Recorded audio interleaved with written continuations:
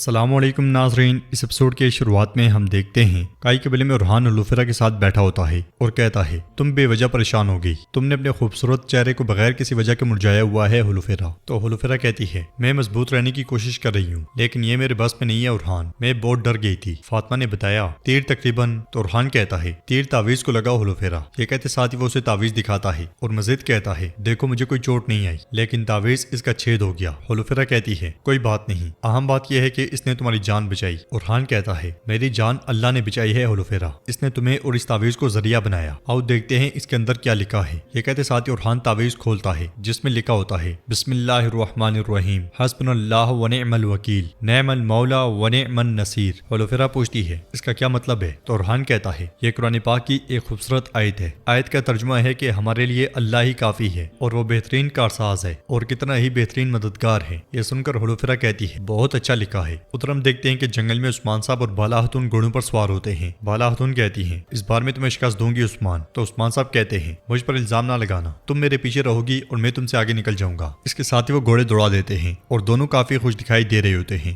گھوڑے دوڑاتے دوڑاتے ایک تیر بالا خاتون کو آ لگتا ہے، وہ گھوڑے سے نیچے جا گرتی ہیں۔ یہ دیکھ کر عثمان صاحب بالا بالا کہتے ان کے پاس آتے ہیں اور انہیں سارا دے کر کھڑا کرتے ہیں۔ بالا خاتون کہتی ہیں میں ٹھیک ہوں عثمان، میں ٹھیک ہوں۔ عثمان صاحب ادھر ادھر دیکھتے ہیں کہ تیر کہاں سے آیا ہے، مگر اسی لمحے بالا خاتون کو ایک اور تیر آ لگتا ہے۔ اب کی بار بھی انہیں کوئی دکھائی نہیں دیتا۔ عثمان صاحب بالا خاتون کے آگے کھڑے ہو جاتے ہیں، مگر اس کے باوجود تیر عثمان صاحب کے پاس سے ہوتا ہوا بالا خاتون کو ہی جا لگتا ہے، وہ بالکل لڑکھڑا جاتی ہیں۔ یہ دیکھ کر عثمان صاحب حیران و پریشان ہو جاتے ہیں اور حیرانگی سے دیکھتے ہیں کہ تیر ان کے جسم سے پیچھے کیسے چلا گیا۔ چوتھا تیر بالا خاتون کو پیچھے سے آ لگتا ہے۔ یہ دیکھ کر عثمان صاحب ان کے پیچھے کھڑے ہو جاتے ہیں اور چاروں طرف گھومتے ہیں، مگر کوئی بھی انہیں دکھائی نہیں پڑتا۔ پہلے کی طرح ایک تیر عثمان صاحب کے سینے سے ہوتا ہوا بالا خاتون کی پیٹھ میں جا گھستا ہے، ان کا جسم تیروں کے زخموں سے چور و چور ہو جاتا ہے۔ وہ زمین پہ گر جاتی ہیں اور عثمان صاحب انہیں تھام لیتے ہیں۔ انہیں کچھ بھی سمجھ نہیں آ رہا ہوتا۔ وہ کہتے ہیں تم ٹھیک ہو جوگی بالا؟ بالا خاتون کہتی ہیں کارا عثمان میری محبت، میں تمہیں کچھ بتاؤں گی۔ تو عثمان صاحب کہتے ہیں بتاؤ بالا بتاؤ۔ جواباً بالا خاتون کہتی ہیں ہم نے کیا کہا، سب سے زیادہ پیار کرنے والا زیادہ تیزی سے بھاگتا ہے۔ عثمان صاحب کہتے ہیں فکر نہ کرو، ہم بھاگیں گے، دوبارہ ایک ساتھ بھاگیں گے۔ اس کے ساتھ ہی بالا خاتون کے زبان پر کلمہ شہادت جاری ہو جاتا ہے اور کچھ ہی دیر کے بعد ان کی سانسیں ختم ہو جاتی ہیں۔ انہیں دیکھتے ہوئے عثمان صاحب کہتے ہیں اٹھو بالا اٹھو۔ اس کے ساتھ ہی عثمان صاحب کی آنکھ کھل جاتی ہے اور وہ بالا خاتون کو دیکھتے ہوئے کہتے ہیں اے میرے رب ہمارے لیے بلائی کے راستے کھول دے۔ یہ کہتے ساتھ ہی عثمان صاحب اٹھ کے وضو کرتے ہیں اور نفل ادا کرتے ہیں، پھر ہاتھ اٹھا کر دعا مانگتے ہیں اے میرے رب تو حفاظت فرما، تو اسے میرے لیے بخش دے اے میرے رب۔ اے میرے رب اگر میں اس دنیا میں سجدہ کر کے سر نہ اٹھاؤں، تیری طرف سے ہم پر کی گئی نعمتوں کا نعم البدل نہیں ہو سکتا۔ میں یہ اچھے سے جانتا ہوں میری ریاست، میرے لوگ، میرا خاندان، میرے اس زندگی کی محبت، میری ہم سفر،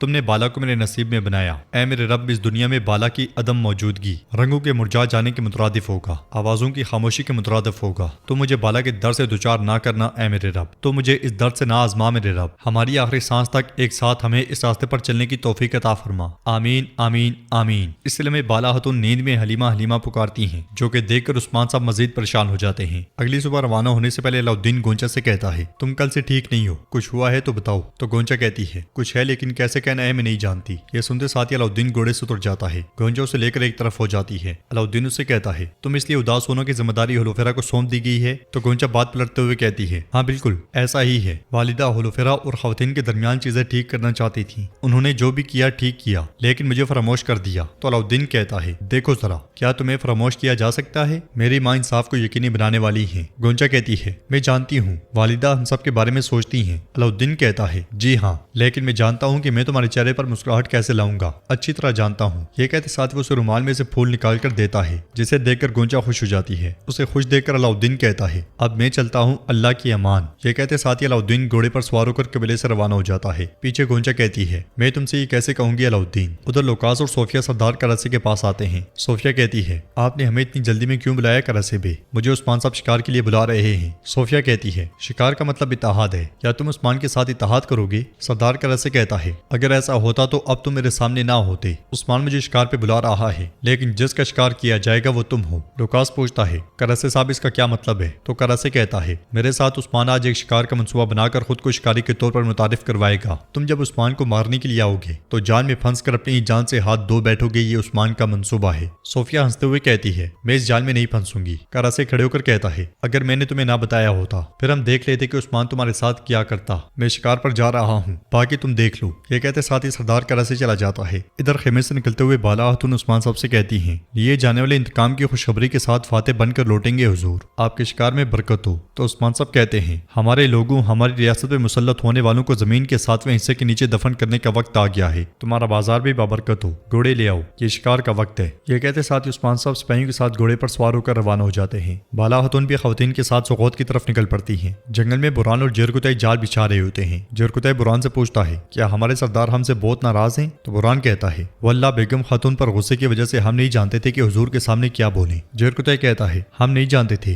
وہ بھی بول رہی تھی لیکن ہمیں بولنا چاہیے تھا۔ برہان کہتا ہے بھائی یہ شکار کا وقت ہے، ہم ضرور بات کریں گے، سپاہی دشمن کے آنے کا راستہ ہو یا بھاگنے کا، ہر طرف جال بچھائے جائیں گے۔ اس لیے میں عثمان صاحب وہاں پہنچتے ہیں اور پوچھتے ہیں کیا تیاریاں مکمل ہیں؟ تو برہان کہتا ہے حضور آپ کے حکم کے مطابق سپاہی پورے جنگل میں جال بچھا رہے ہیں، تھوڑے وقت میں تیاریاں مکمل ہو جائیں گی انشاءاللہ۔ عثمان صاحب کہتے ہیں وہاں کا پہاڑی علاقہ جب میں کراسے سے بات کر رہا ہوں گا مجھے قتل کرنے کے لیے بہترین جگہ ہوگی۔ عثمان صاحب آگے بڑھتے ہیں تو سپاہی وہاں بھی جال بچھا رہے ہوتے ہیں اور ایک بڑا سا گڑھا بھی انہوں نے کھودا ہوتا ہے۔ یہ دیکھ کر برہان کہتا ہے جال اچھے ہیں مگر اگر وہ جال میں نہیں پھنستے حضور ہم نے اس خاتون کو دیکھا، اس کا دماغ بالکل شیطان کی طرح کام کرتا ہے، دیگر اقدامات بھی کرنے کی ضرورت ہے۔ علاؤالدین بھی برہان کی بات کی حمایت کرتا ہے، سردار گینجر بھی ان کے ساتھ موجود ہوتا ہے اور عثمان صاحب کہتے ہیں تم ٹھیک کہہ رہے ہو، شکاری جتنے ہی ہوشیار کیوں نہ ہو شکار کوئی نہ کوئی راستہ اختیار کر لیتا ہے۔ برہان سارے جال تم تیار کرو گے، وہ خاتون ہرگز یہاں سے زندہ نہیں جائے گی، اب واپسی کا کوئی امکان نہیں، آج یہاں طوفان آئے گا لیکن مرنے والے وہ ہوں گے۔ یہ کہتے ساتھ ہی عثمان صاحب آگے بڑھ جاتے ہیں۔ سوغوت میں گونجا کام کاج میں مصروف ہوتی ہے، اسے دیکھ کر بیگم اس کے پاس آتی ہے اور کہتی ہے بازار میں تمہاری محنت زیادہ ہے، بالا تمہارے حق کو غصب کر رہی ہے، اپنی آنکھیں کھولو گونجا۔